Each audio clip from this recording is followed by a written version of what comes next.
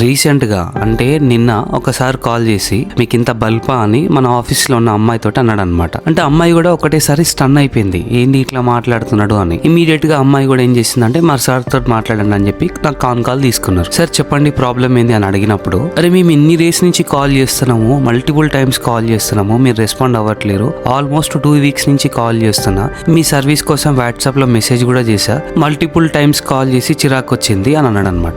Sir sorry for that, మా service మీద అంత సీరియస్ గా ఇంట్రెస్ట్ ఉన్నందుకు థ్యాంక్ యూ, చెప్పండి ఇప్పుడు మీకు ఇమీడియట్ గా సైట్ అలొకేట్ చేస్తాము అంటే, లేదు అసలు ఫస్ట్ మీరు ఎందుకు రెస్పాండ్ అవ్వట్లేరు అని అడుగుతున్నాడు. సో నేను మళ్ళీ చెప్పిన, సార్ చాలా కాల్స్ వస్తున్నాయి అందుకని మేము ఏదో నాకు కాంటాక్ట్ మిస్ అవుతుంది అని చెప్పినాము. చెప్పినాక కూడా సేమ్ మళ్ళీ అది ఆర్గ్యుమెంట్ లాగా క్రియేట్ చేశాడు అనమాట, ఏదో వాంటెడ్ గా దాని గురించి స్పెసిఫిక్ గా అడగాలని. సో నేను ఫైనల్ గా ఒకటే అన్నా, సార్ ఇప్పుడు మీకు కాల్ ఎందుకు మిస్ అయిందో కావాలా లేకపోతే మీ సైట్ కి విజిటింగ్ కావాలని అడిగిన.